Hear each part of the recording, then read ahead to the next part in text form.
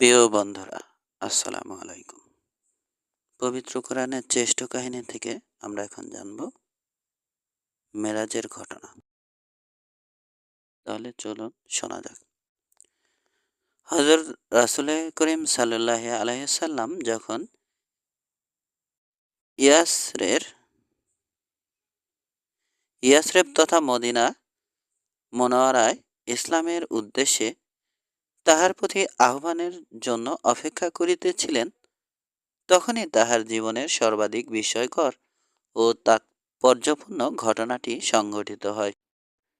নবুয়তের দ্বাদশ বৎসর ২৭শে রজব রাত্রিবেলা আল্লাহ তাআলা ফেরেশতা জিবরাইলকে হুজুরে পাক সাল্লাল্লাহু আলাইহি ওয়াসাল্লামের নিকট প্রেরণ করিলেন এবং বলিলেন, চলুন, আল্লাহ আপনাকে আহ্বান করিয়াছেন, আপনাকে আরশে মুআল্লায় ডাকিয়া পাঠাইয়াছেন। হুজুরে পাক সাল্লাল্লাহু আলাইহি সাল্লাম অবিলম্বে প্রস্তুত হইয়া গেলেন। তিনি গৃহের বাহিরে আসিয়া দেখিলেন, একটি বাহন বাইরে প্রস্তুত রহিয়াছে।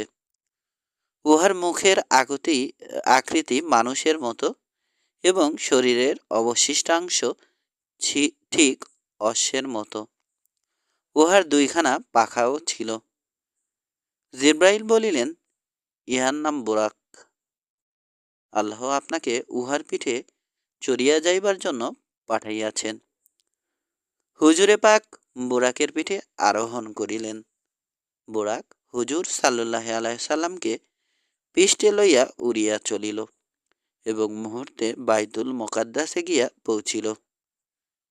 মেরাজের রাত্রে হুজুরে পাক কোথায় শায়িত ছিলেন তাহা লইয়া কিছুটা মতভেদ দেখা যায়। কাহারও মতে হুজুর সাল্লাল্লাহু আলাইহি ওয়াসাল্লাম সে রাত্রে উম্মে হানির গৃহে শায়িত ছিলেন। আবার কেহ কেহ বলেন যে কাবা গৃহে শায়িত ছিলেন। প্রত্যেকেই আপন আপন মতের সপক্ষে হাদিসের দলিল পেশ করিয়া থাকেন। কোন মত কোন মত বিশুদ্ধ তাহা আল্লাহ তাআলাই জানেন। যা হোক, বাইতুল মুকাদ্দাসে পৌঁছিয়া বুরাকটিকে বাঁধিয়া রাখিয়া হুজুরে পাক সাল্লাল্লাহু আলাইহি ওয়াসাল্লাম মসজিদের আঙিনায় গেলেন। এই সময় ফেরেশতা জিবরাইল হুজুরে পাক সাল্লাল্লাহু আলাইহি ওয়াসাল্লামকে বলিলেন, ইয়া রাসূলুল্লাহ সাল্লাল্লাহু আলাইহি ওয়াসাল্লাম, আপনি বেহেশতের হুর দেখিবার জন্য আল্লাহর নিকট প্রার্থনা করিয়াছিলেন কি? হুজুরে পাক সাল্লাল্লাহু আলাইহি সাল্লাম জবাব দিলেন, হ্যাঁ। অতঃপর জিবরাইল বলিলেন, আপনি এই মহিলাদের কাছে গিয়া সালাম করুন। হুজুর সাল্লাল্লাহু আলাইহি ওয়াসাল্লাম বলেন, আমি তাহাদিগকে সালাম করিলাম এবং জিজ্ঞাসা করিলাম, তোমরা কাহাদের জন্য? তাহারা আমার সালামের জবাব দিল এবং বলিল, আমরা পুণ্যময় সুন্দরী। আমরা এমন মানুষের জন্য যাহারা পূত পবিত্র এবং কখনো অপরিচ্ছন্ন হইবে না এবং সদা সর্বদা বেহেশতে অবস্থান করিবে, আর তথা হইতে কখনো বাহির হইবে না। তাহারা চিরঞ্জীব, মৃত্যু কখনো তাহাদিগকে স্পর্শ করিবে না। অতঃপর আমি হুরদের নিকট হইতে চলিয়া আসার কিছুক্ষণ পরেই অনেক লোক একত্রিত হইল। তৎপর তাহাদের মধ্য হইতে একজন মুয়াজ্জিন হইয়া আযান দিল ও ইকামত দিল। আমরা সকলেই দাঁড়াইয়া কাতার বাঁধিলাম এবং ইমামের জন্য অপেক্ষা করিতে লাগিলাম। এমন সময় জিবরাইল আমার হাত ধরিয়া ইমামের স্থানে দাঁড় করাইয়া দিলেন। আমি সকলের ইমামতি করিলাম। নামাজ শেষ হইবার পর জিবরাইল আমাকে জিজ্ঞাসা করিল, ইয়া রাসূলুল্লাহ, বলিতে পারেন কি, এমন কোন শ্রেণীর লোক এখন কোন শ্রেণীর লোক আপনার মুক্তাদি হইয়াছিলেন? আমি বলিলাম, না। জিবরাইল বলিলেন, সারা পৃথিবীতে যত নবী ও রাসূল আগমন করিয়াছেন, এখন তাহারা সকলেই আপনার পিছনে মুক্তাদি হইয়া নামাজ পড়িলেন। জিব্রাইল হুজুর রে পাক সাল্লুল্লাহ আলাইসাল্লামের সহিত কথাবার্তা বলিবার কালে ফেরেশতাগণ জিব্রাইলকে জিজ্ঞাসা করিলেন, এই ব্যক্তি কে? জিব্রাইল বলিল, ইনি হজরত রাসুলে পাক খাতেমুল আম্বিয়া হজরত মুহাম্মদ সাল্লাল্লাহু আলাইহি ওয়াসাল্লাম। ফেরেশতাগণ পুনরায় জিজ্ঞাসা করিল, ইহাকে ঊর্ধ্বারোহণ করিবার জন্য হুকুম হইয়াছে কি? জিব্রাইল বলিলেন, হা। তখন ফেরেশতাগণ বলিল, তাহার উপর আল্লাহর রহমত বর্ষিত হোক। তিনি আমাদের অতি উত্তম ভাই এবং মহান আল্লাহ রাব্বুল আলামিনের শ্রেষ্ঠ খলিফা। অতঃপর নবী রাসূলগণের সহিত হুজুর সাল্লাল্লাহু আলাইহি সাল্লামের সাক্ষাৎ হইল। তাহারা সকলেই একে একে আল্লাহ তাআলার প্রশংসামূলক ওয়াজ ফরমাইলেন। মুসলিম মানবদিগের পিতা হযরত ইব্রাহিম আলাইহিস সালাম বলিলেন, আলহামদুলিল্লাহ, সমস্ত প্রশংসা মহিয়ান গরিয়ান আল্লাহ তাআলার জন্য, যিনি আমাকে খলিল বা দোস্ত আখ্যাদান করিয়াছেন আর আমাকে আনুগত্যকারী ও বিনয়ীদিগের ইমাম বানাইয়াছেন।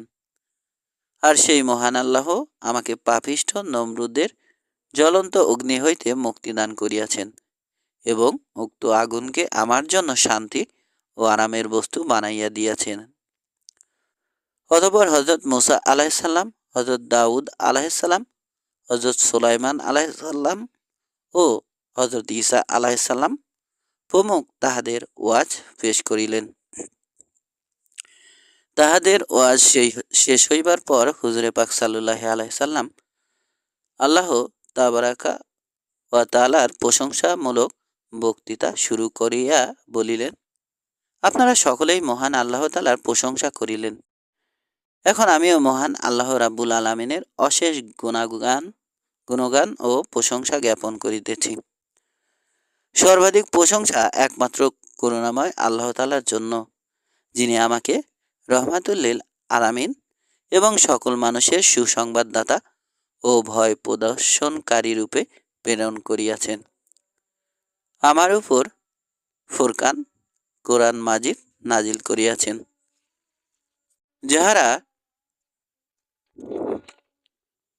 যাহার মধ্যে হয় প্রকাশ্যে না হয় ইঙ্গিতে মানুষের প্রয়োজনীয় বিষয়াবলী বর্ণিত হইয়াছে।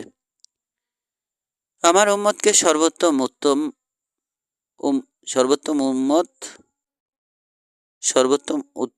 উম্মত হিসাবে সকল মানুষের উপকারের জন্য সৃষ্টি করিয়াছেন এবং তাহাদিগকে ন্যায় নিষ্ঠা ও মধ্যমপন্থীও উত্তম রূপে পয়দা করিয়াছেন।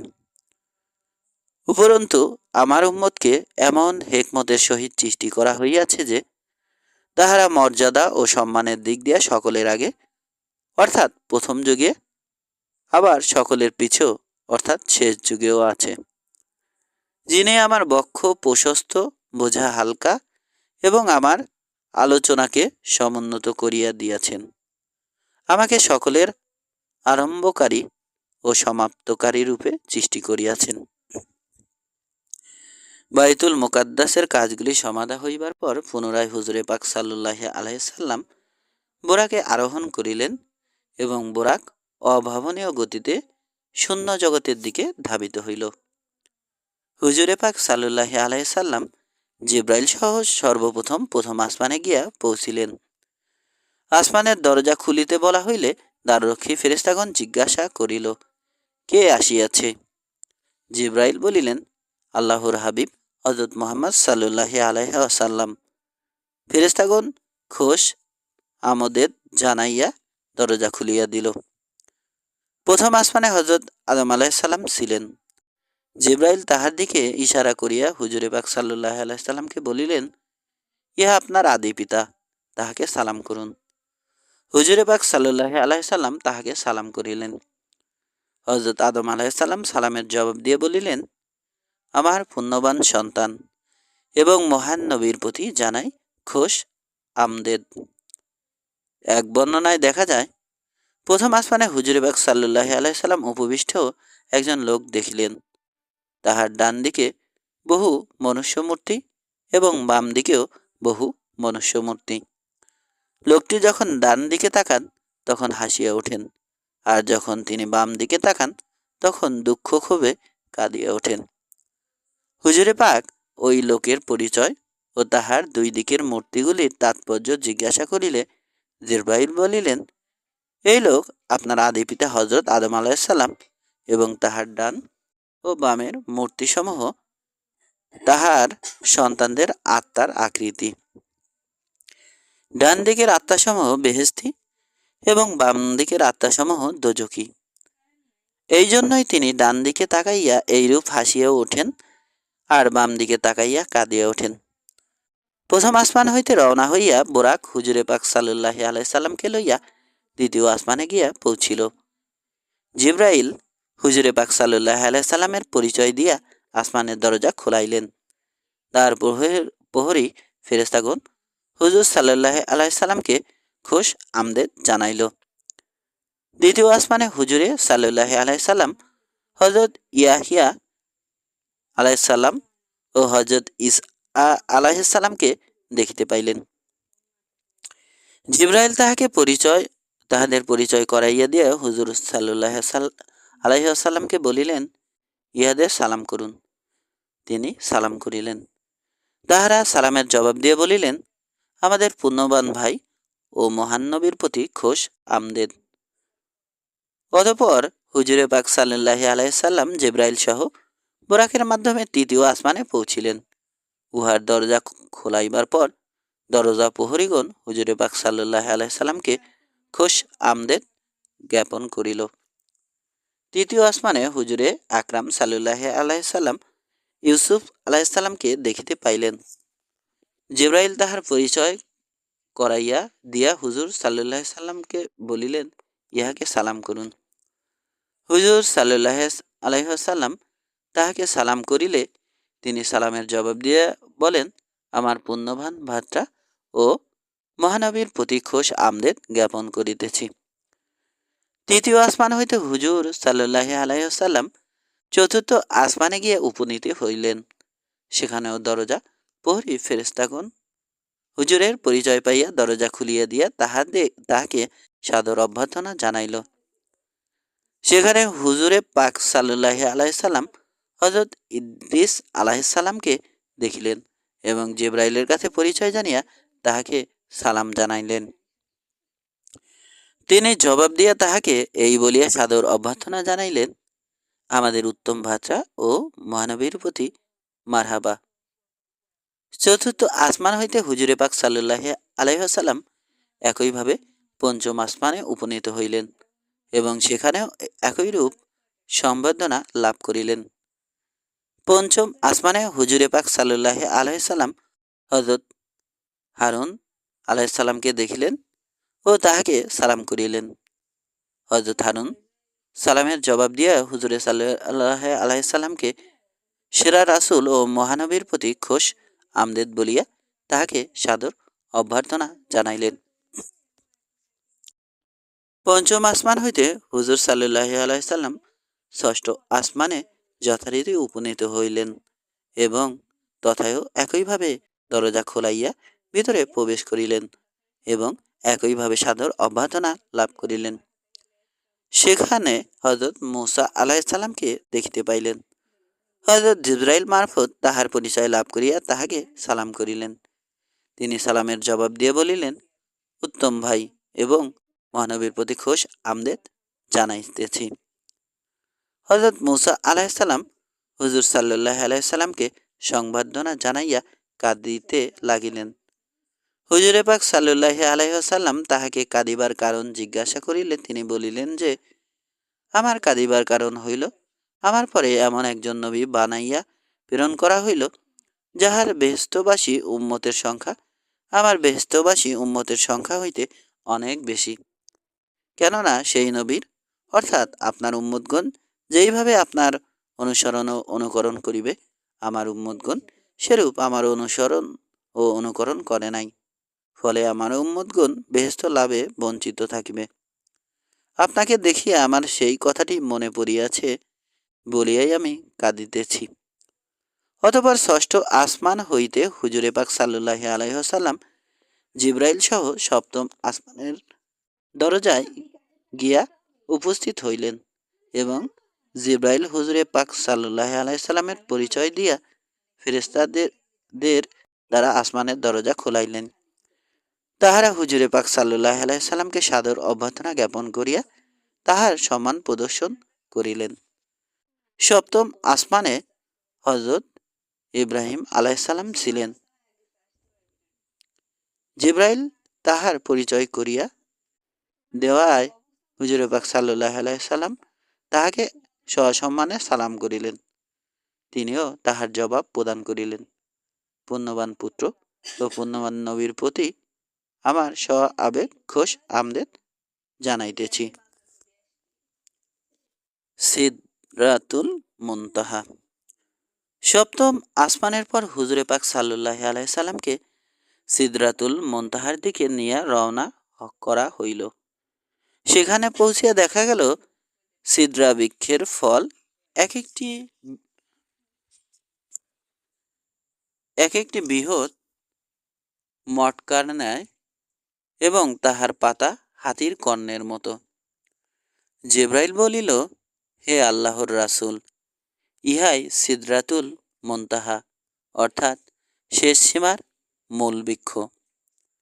আরও দেখা গেল সিদরাতুল মুনতাহা হইতে নির্গত 4টি নহর, 2টি নহর প্রকাশ্য এবং 2টি অপ্রকাশ্য। হুজুর সাল্লাল্লাহু আলাইহি সাল্লাম জিজ্ঞাসা করিলেন, হে জিব্রাইল, এইগুলি কি? তিনি বলিলেন, অপ্রকাশ্য নহর 2টি হইল বেহেশতে প্রবাহিত 2টি ঝর্ণাধারা, আর প্রকাশ্য নহর 2টি হইল মিশরের নীলনদ ও বাগদাদের ফুরাত নদী। ইহার পর বাইতুল মামুর ঘরটি হুজুরে সাল্লাল্লাহু আলাইহি সাল্লামের সামনে পেশ করা হইল। অতঃপর হুজুর পাক সাল্লাল্লাহু আলাইহি সাল্লাম এর সম্মুখে আনা হইল এক পাত্র মদ, এক পাত্র দুধ। উহা হইতে হুজুরে পাক সাল্লাল্লাহু আলাইহি ওয়াসাল্লাম দুধ গ্রহণ করিলেন ও পান করিলেন। তখন জিব্রাইল বলিলেন, ইসলাম ধর্মের অনুসারীদের জন্য ইহাই নিদর্শন। সপ্তাকাশ, সিদরাতুল মুনতাহা প্রভৃতি দর্শন ও ভ্রমণের পর জিব্রাইলের সাহায্যে হুজুরে পাক আসমানের অধিবাসী বিভিন্ন ফেরেশতাদের সঙ্গে সাক্ষাৎ, পরিচয় লাভ এবং আলোচনা করিলেন। পরে জিব্রাইল তাহাকে বেহেশত দোজখ দেখাইলেন। বেহেশতের নিয়ামতসমূহ ও কি নেক কাজ করার ফলে লাভ করা যায়, জিব্রাইল সেসব বিষয়েও হুজুরে পাক সাল্লাল্লাহু আলাইহি সাল্লামকে প্রত্যক্ষভাবে দেখাইলেন। অতঃপর দোজখের ভীষণ দৃশ্য এবং তাহার ভয়াবহ আযাবের উপকরণগুলিও তাহাকে দেখানো হইল। কোন পাপের জন্য কোন ধরনের আযাব হইবে তাহার প্রত্যক্ষ দৃশ্য তাহাকে দেখানো হইল। অথবা জিব্রাইল হুজুরে পাক সাল্লাল্লাহু আলাইহি সাল্লামকে লইয়া পুনরায় ঊর্ধ্বভিমুখে আরোহণ করিতে লাগিলেন। কিন্তু কিছু দূর যাইবার পরই ফেরেশতা জিব্রাইল হুজুরে পাক সাল্লাল্লাহু আলাইহি সাল্লামকে বলিলেন, হে আল্লাহর নবী, আমার আর সম্মুখে যাইবার শক্তি নাই। আমারও আপনার বাহন বুরাকের শক্তি ও সামর্থ্য এই পর্যন্তই শেষ।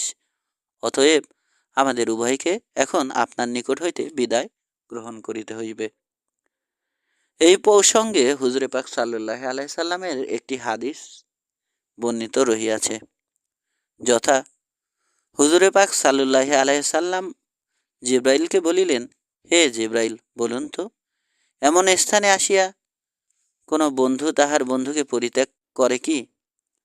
জবাবে জিব্রাইল বলিলেন, আমি যদি এখান হইতে সম্মুখের দিকে অগ্রসর হই, তাহা হইলে নূরের প্রচণ্ড তার কারণে আমি জ্বলিয়া শেষ হইয়া যাইব। এই সময় হুজুরে পাক সাল্লাল্লাহু আলাইহি সাল্লাম এমন একটি স্থানে পৌঁছিয়াছিলেন যেখানে কোনরূপ শব্দ বা কোলাহলের নামমাত্র ছিল না, বরং গভীর নিস্তব্ধতা বিরাজ করিতেছিল। হুজুরে পাক সাল্লাল্লাহু আলাইহি সাল্লামের মনে তখন সেই অভূতপূর্ব পরিবেশে দারুণ ভীতির সঞ্চার হইল। এমন সময় রাফরাফ নামক এক নতুন বাহন আগমন করিল এবং হুজুরে পাক সাল্লাহ আলাইসাল্লাম উহাতে আরোহণ করিয়া সম্মুখে অগ্রসর হইলেন এবং ওই রাফরাফের সাহায্যেই হুজুর সাল্লাহ আলাইসাল্লাম আরশে মোয়াল্লা পর্যন্ত পৌঁছিয়া গেলেন। আল্লাহর পক্ষ হইতে তখন হুজুর পাক সাল্লাহ আলাইসাল্লামের প্রতি আল্লাহ পাকের ঘনিষ্ঠ হওয়ার জন্য আহ্বান আসিল, হে প্রিয় হাবিব, আপনি আমার আসন আরশে চলিয়া আসুন। হুজুর সাল্লাহ আলাইসাল্লাম সে আহ্বান শুনিয়া নিজের পাদুকা যুগল খুলিতে উদ্যোগী হইলেন। তাহাতে আল্লাহ বলিলেন, আপনার জুতা খুলিতে হইবে না, আপনি উহা পায়ে রাখিয়াই আগমন করুন। হুজুরে পাক সাল্লাহ আলাইসাল্লাম বলিলেন, হে মাবুদ, হজরত মুসা আলাইসাল্লাম যখন আপনার দর্শন লাভের আশায় কোহেতুরে গমন করিলেন, তখন তাহার প্রতি হুকুম হইয়াছিল, তুমি 40টি রোজা আদায় করিয়া এবং পাদুকা খুলিয়া কোহেতুরে আসো। কোহেতুর অপেক্ষা লক্ষগুণ বেশি মর্যাদা এই স্থানের, অতএব আমি পায়ে জুতা রাখিয়া কেমন করিয়া এই স্থানে আসিব?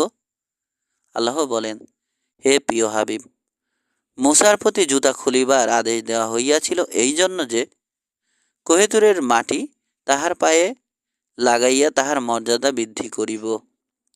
আর আজ আমি আপনার পাদুকার ধুলি লাগাইয়া আরশের মর্যাদা বৃদ্ধি করিতে চাই। অতঃপর হুজুরে পাক সাল্লাহ আলাইসাল্লাম তাহার পাদুকা পায়ে রাখিয়াই আরশে মোয়াল্লায় গিয়া আসন গ্রহণ করিলেন।